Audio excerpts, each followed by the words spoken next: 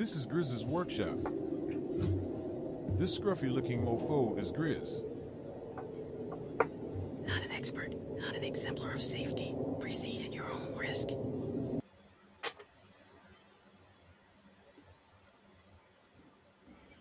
So here's a simple build of a simple game going back to 12th century Normandy. This has been around for donkeys. So the rules of the game are quite simple. You have 9 tiles in this version, sometimes 12. And whatever you roll on your dice, you knock down. So it has to come to the sum. So you roll a 4, you can put down a 4 or 1 and a 3. You roll a 5, you can put a 4 and a 1 down, and so on.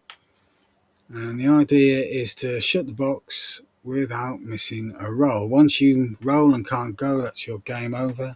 2-player version of this game means whatever you're left with, the sum of that is your score, and then the next person needs to get less than the sum of your score.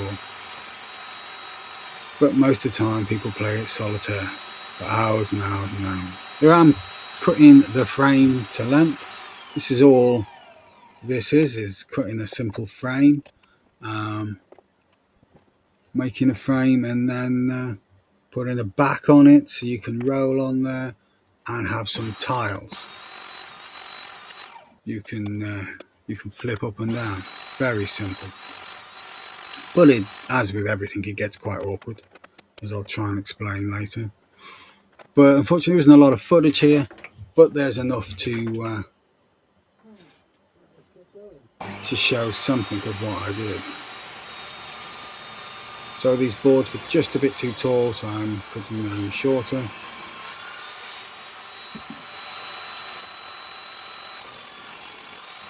Dropping them off into a bucket. Such fun.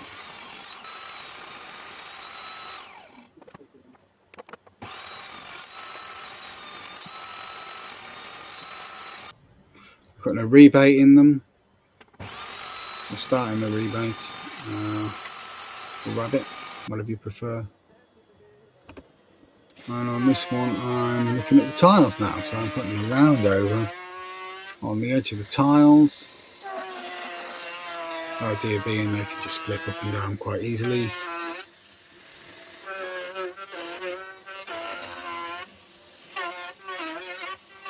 Simple. Now I thought these tiles would be good. You just round them over and you cut the tiles and you drill them all in the same place and they'll be fine. But it didn't quite work out. I ended up having to drill them so that they're all drilled in the same place. Oh, here's me cutting it, sorry. And unfortunately, when you put them together, they're all different sizes. There was just too much slop in my old drill press.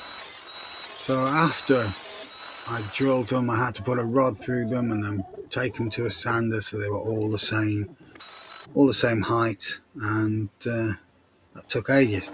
No footage of that. As you'll find, there is no footage of me cutting the miters, but there will be miters on the frame, as any frame is.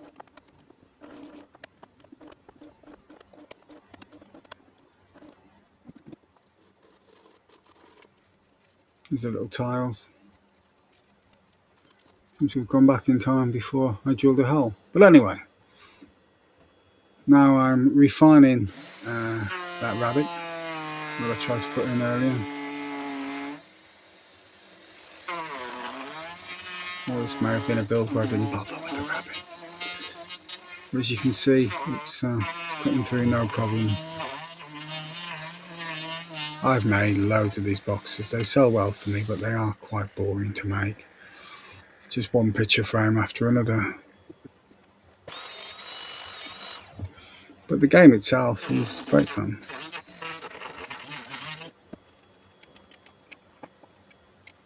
Here's my clamp from Parkside. This isn't intentional advertising because you'd be lucky if it's in the shop if you go there now. But yeah, it works a treat. Works as well as any of them. It doesn't keep them perfect, especially if you haven't cut perfect miters to begin with. I used my miter gauge on some of them, and then I made a framing jig, and neither had perfect results. You can see with those tiles, they weren't all even. So I'll be taking them to the sander just to make them look a bit better. Glue it together, and then once I've got that, you can see that fits in flush with the rebate. Drill in all across. Make a mark on the side so you know which base goes with which frame. Gives you screw holes in different places. Gives it a lot of strength having that on the back. When you flip the tiles over, what you're ideally after is something for it to hit. Makes a nicer noise. You know you've turned the tile over. I'm using a spacer block to keep the distance consistent.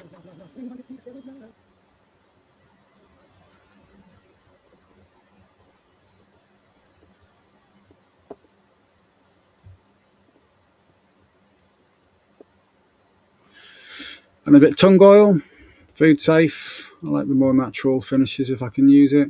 This is pure tung oil. You can get tung oil, it's got the ingredients in, but I think you're better off with the pure stuff. Just brand in the boxes so everyone knows who made them. I didn't bother with the remaining boxes I made after this, to be honest with you. Just these first few. And I'm cutting the felt to size. Now bear in mind, you can get the A4 size strips, but obviously, well, it sounds foolish, you've got to make sure that you can actually fit them in. So the ones I made in the future that had the A4 strips on, they were a lot shorter, but they still work great. So you had a lot of space to roll the dice in these first few.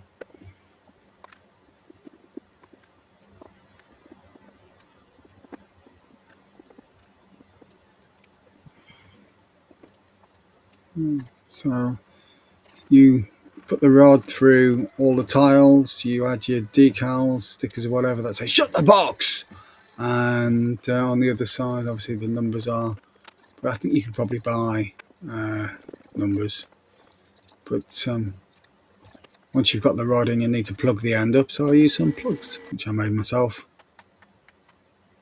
and there you can see hours and hours and hours of fun. It's been some time since my previous video. It'll probably be a little while before the next one as well, where I'll be able to show this while I'm working this weekend.